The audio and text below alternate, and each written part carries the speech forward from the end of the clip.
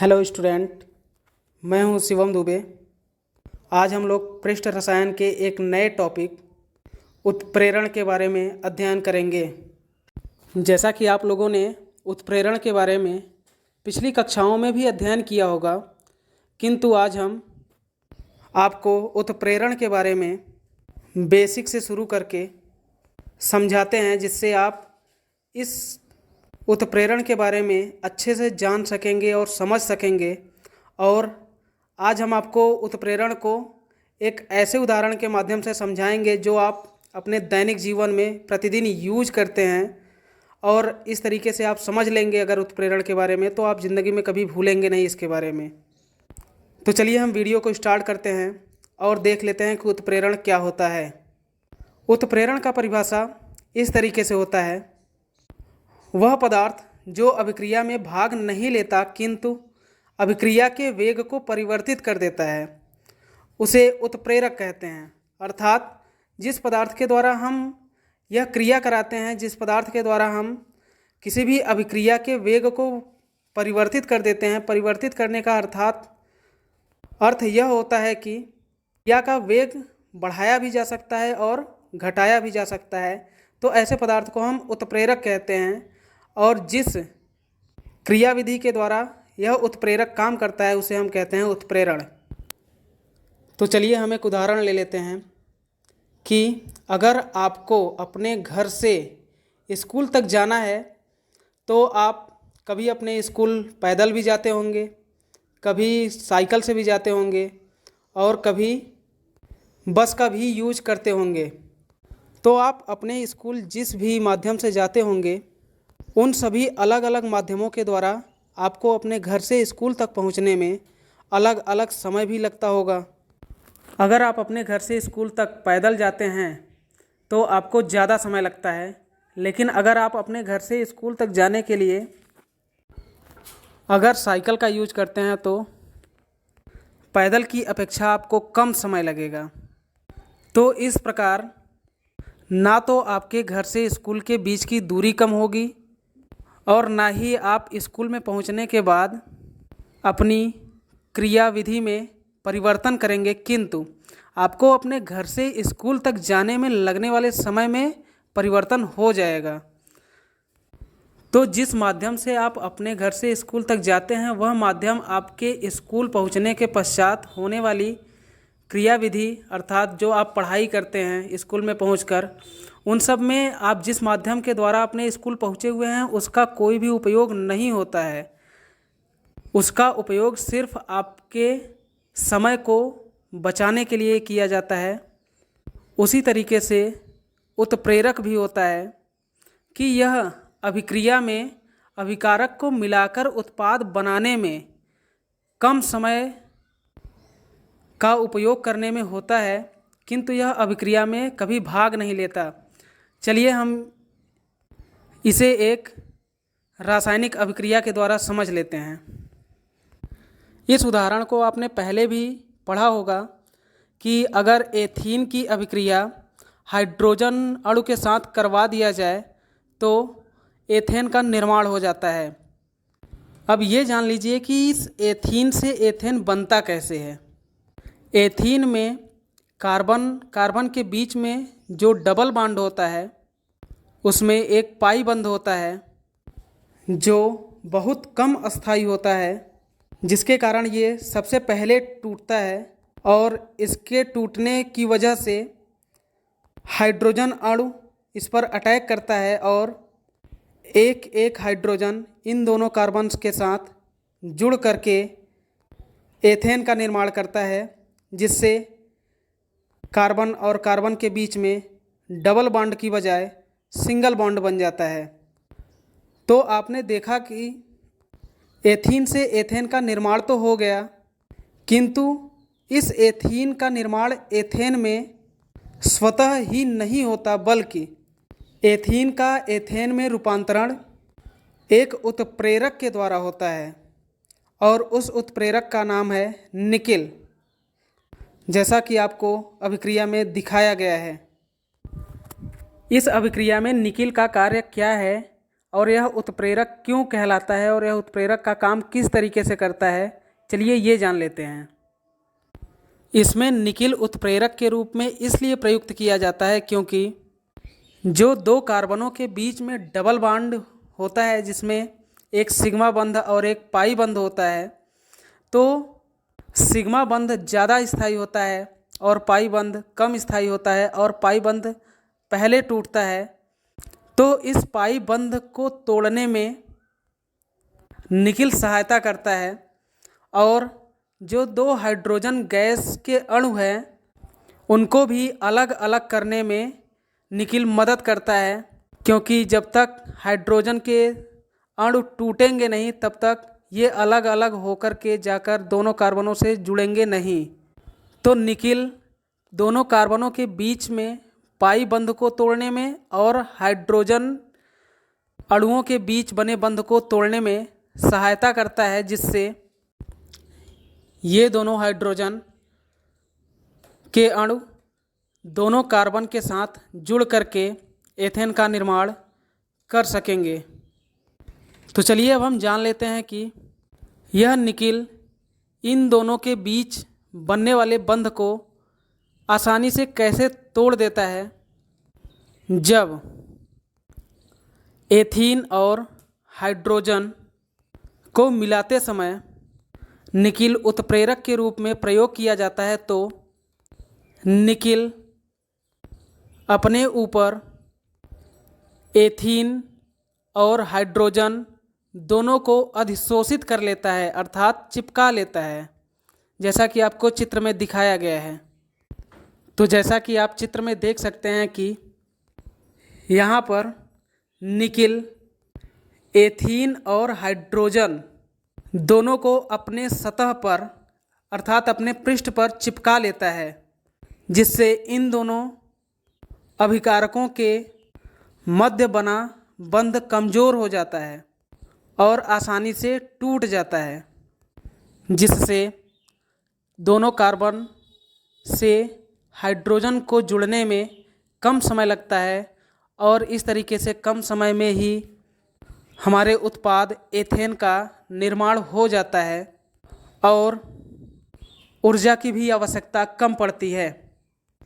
जैसे मान लीजिए पहले जब हमने निकिल नहीं मिलाया हुआ था, तब अभिक्रिया को पूर्ण कराने में अगर 1000 जूल ऊष्मा की आवश्यकता पड़ती थी, तो अब हमें सिर्फ 500 जूल या फिर 700 जूल इस तरीके की ऊष्मा की आवश्यकता होगी, किंतु 1000 से कम ही ऊष्मा की आवश्यकता होगी, क्योंकि पहले जो अभिक्रिया कराई जा रही थी उसमें दोनों कार्बनों के बीच और हाइड्रोजन के बीच बंध प्रबल थे, किंतु जब इसमें निकिल मिला दिया जाता है उत्प्रेरक के रूप में, तो यह एथीन और हाइड्रोजन गैस के अणुओं को अपने पृष्ठ पर अधिशोषित कर लेता है, जिससे इनके बीच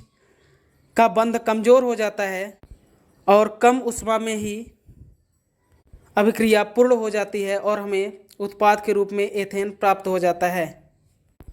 अब ज़रा सोचिए कि निकिल एथीन और हाइड्रोजन गैस के अणुओं को अपने पृष्ठ पर अधिशोषित करके इनके बीच में बने बंध को कमज़ोर कैसे करता है। चलिए हम एक उदाहरण के द्वारा समझ लेते हैं कि मान लीजिए दो लोग आपस में झगड़ा कर रहे हैं और एक दूसरे के ऊपर झगड़ा करने के चक्कर में चिपके हुए हैं, और कोई तीसरा व्यक्ति जाकर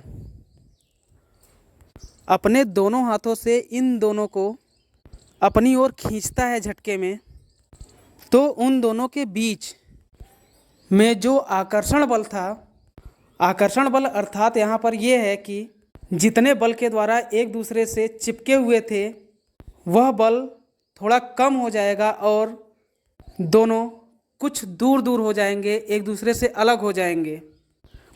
तो उसी तरीके से जब निकिल एथीन के अणुओं को और हाइड्रोजन के अणुओं को अपनी ओर आकर्षित करके अपने पृष्ठ पर अधिशोषित करता है, तो दोनों कार्बन के बीच में जो अस्थायी पाई बंध होता है वह पहले से ही कमज़ोर होता है, किंतु अधिशोषण के पश्चात और भी ज़्यादा कमज़ोर हो जाता है और बहुत जल्दी से टूट जाता है। और इसी तरीके से दोनों हाइड्रोजन के बीच में जो बंध होता है वह भी कमज़ोर हो जाता है और आसानी से टूट जाता है और टूट करके एथीन के दोनों कार्बनों के साथ जाकर के जुड़ जाता है और एथेन का निर्माण कर लेता है। और निकिल की उपस्थिति के कारण यह अभिक्रिया होने में कम ऊर्जा की आवश्यकता होती है और हमें आसानी से एथेन प्राप्त हो जाता है कम ही समय में। चलिए अब हम बात कर लेते हैं कुछ ऐसे पदार्थों के बारे में जो उत्प्रेरक को उसका कार्य करने में सहायता प्रदान करते हैं, और कुछ पदार्थ ऐसे होते हैं जो उत्प्रेरक को उसका कार्य करने में सहायता प्रदान नहीं करते बल्कि बाधा बन जाते हैं।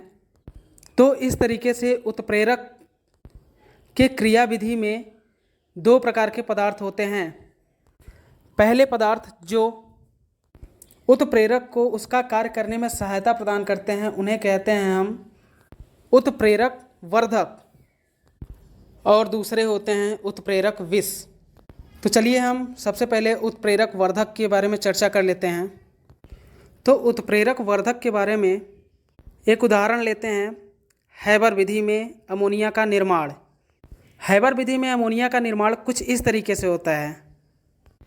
जब नाइट्रोजन और हाइड्रोजन को मिलाया जाता है तो अमोनिया का निर्माण होता है, और इस अभिक्रिया में आयरन उत्प्रेरक का कार्य करता है।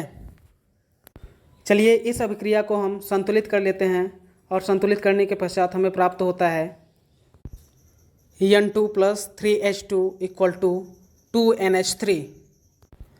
तो इस अभिक्रिया में कुछ पदार्थ ऐसे होते हैं जो आयरन की मदद करते हैं, जैसे मोलिब्डेनम तथा डाईवेनेडियम पेंटाऑक्साइड अर्थात V2O5। ये दोनों ऐसे पदार्थ होते हैं जो अभिक्रिया में उपस्थित उत्प्रेरक आयरन की मदद करते हैं, इसलिए ये पदार्थ उत्प्रेरक वर्धक कहलाते हैं। किंतु कुछ पदार्थ ऐसे भी होते हैं जो आयरन की मदद करने की बजाय आयरन को अपने पृष्ठ पर नाइट्रोजन और हाइड्रोजन को अधिशोषित करने में बाधा उत्पन्न करते हैं, जिससे आयरन सही ढंग से उत्प्रेरक का कार्य नहीं कर पाता है। इसलिए ऐसे पदार्थ उत्प्रेरक विष कहलाते हैं। जैसे इस विधि में उत्प्रेरक विष का कार्य करते हैं हाइड्रोजन सल्फाइड, क्योंकि जब आयरन अपने सतह पर नाइट्रोजन और हाइड्रोजन को अधिशोषित करता है तो उस टाइम पर आयरन के सतह पर नाइट्रोजन और हाइड्रोजन के अधिशोषित होने से पूर्व ही हाइड्रोजन सल्फाइड जाकर उसके सतह पर एक ऐसे परत का निर्माण कर देते हैं जिससे नाइट्रोजन और हाइड्रोजन गैस आयरन के सतह पर अधिशोषित नहीं हो पाता है और आयरन सही ढंग से उत्प्रेरक का कार्य नहीं कर पाता है। इसलिए हाइड्रोजन सल्फाइड हैबर विधि में उत्प्रेरक विष का कार्य करते हैं, जैसा कि चित्र में दर्शाया गया है। चलिए अब हम बात कर लेते हैं उत्प्रेरण के प्रकार के बारे में। तो भौतिक अवस्था के आधार पर उत्प्रेरण दो प्रकार के होते हैं, पहला समांगी उत्प्रेरण और दूसरा विषमांगी उत्प्रेरण। चलिए हम समांगी उत्प्रेरण और विषमांगी उत्प्रेरण के बारे में अलग अलग चर्चा कर लेते हैं। तो सबसे पहले हम जान लेते हैं कि समांगी उत्प्रेरण क्या होता है। समांगी उत्प्रेरण वह उत्प्रेरण होता है जिसमें अभिकारक, उत्प्रेरक तथा उत्पाद तीनों एक ही अवस्था में होते हैं। जैसा कि आप सभी जानते हैं कि अवस्थाएं तीन प्रकार की होती हैं, ठोस अवस्था, द्रव अवस्था और गैस अवस्था। तो जब अभिकारक, उत्पाद और उत्प्रेरक तीनों ठोस, द्रव अथवा गैस इन तीनों में से किसी एक ही अवस्था में तीनों प्राप्त होते हैं तो उस उत्प्रेरण को हम कहते हैं समांगी उत्प्रेरण, जिसको हम एक इस रिएक्शन के द्वारा जान सकते हैं। इस अभिक्रिया में आप देख सकते हैं SO2 भी गैस अवस्था में है, O2 भी गैस अवस्था में है और जो उत्पाद प्राप्त हो रहा है 2SO3 वह भी गैसीय अवस्था में ही है और इसमें उपयोग में लाया जाने वाला उत्प्रेरक NO भी गैसीय अवस्था में ही है। तो यहाँ पर आप देख सकते हैं कि जो अभिकारक, उत्पाद और उत्प्रेरक तीनों एक ही अवस्था में हैं अर्थात गैसीय अवस्था में हैं, तो इस प्रकार का उत्प्रेरण समांगी उत्प्रेरण कहलाएगा। चलिए अब हम बात कर लेते हैं विषमांगी उत्प्रेरण के बारे में। तो जैसा कि आपने समांगी उत्प्रेरण में देखा कि इसमें अभिकारक, उत्प्रेरक और उत्पाद तीनों एक ही प्रावस्था में थे, लेकिन विषमांगी उत्प्रेरण में क्या होता है कि ये तीनों अवस्थाएं एक नहीं होती हैं बल्कि भिन्न भिन्न होती हैं, जैसा कि इस अभिक्रिया के द्वारा समझ सकते हैं आप। यहाँ पर हम विषमांगी उत्प्रेरण को समझने के लिए फिर से वही उदाहरण ले लेते हैं हैबर विधि से अमोनिया के निर्माण का। तो इस अभिक्रिया में आप देख सकते हैं कि नाइट्रोजन गैस अवस्था में है, हाइड्रोजन भी गैस अवस्था में है और जो हमारा उत्पाद प्राप्त हो रहा है अर्थात अमोनिया वह भी गैसीय अवस्था में ही है, किंतु इसमें कार्य करने वाला उत्प्रेरक जो कि आयरन है और यह ठोस अवस्था में है।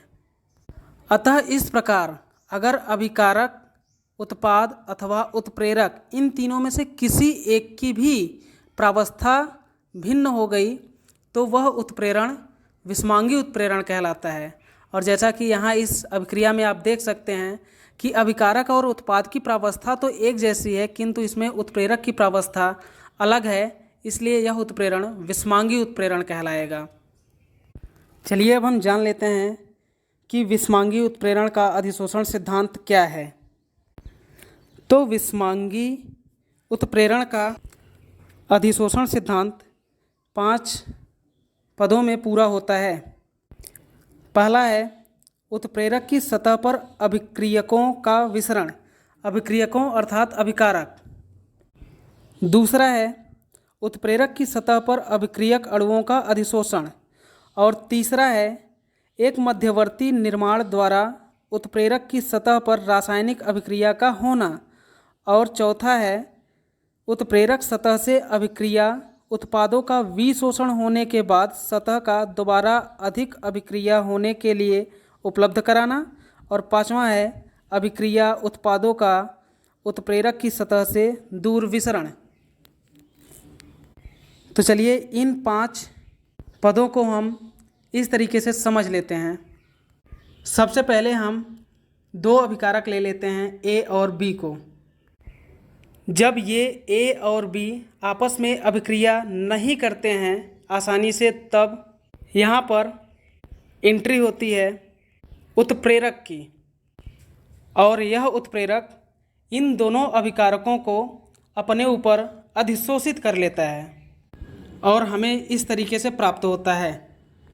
और इसके पश्चात यह उत्प्रेरक इन दोनों अभिकारकों को अपने ऊपर अधिशोषित करके इन दोनों के बीच एक बंध का निर्माण करता है और बंध का निर्माण करने के पश्चात हमें इस तरीके से प्राप्त होता है। और जब बंध का निर्माण हो जाता है तो उसके पश्चात उत्प्रेरक अभिकारकों के बीच बने हुए बंध को, जो कि उत्पाद के रूप में प्राप्त होता है, उसे अपने सतह से विशोषित कर देता है अर्थात विशोषण की क्रिया उत्पन्न हो जाती है और हमें प्राप्त होता है कि उत्प्रेरक फिर से मुक्त हो जाता है अन्य अभिकारकों के लिए। और ये क्रिया बारंबार होती रहती है जिससे हमारा अभिकारक उत्पाद के रूप में परिवर्तित होता रहता है। तो ये थी हमारी आज की वीडियो। आपको कैसी लगी कमेंट में ज़रूर बताइए। अगर अच्छी लगी हो तो लाइक कीजिए और अगर अभी तक आप लोगों ने हमारा चैनल सब्सक्राइब नहीं किया है तो सब्सक्राइब भी कीजिए। धन्यवाद।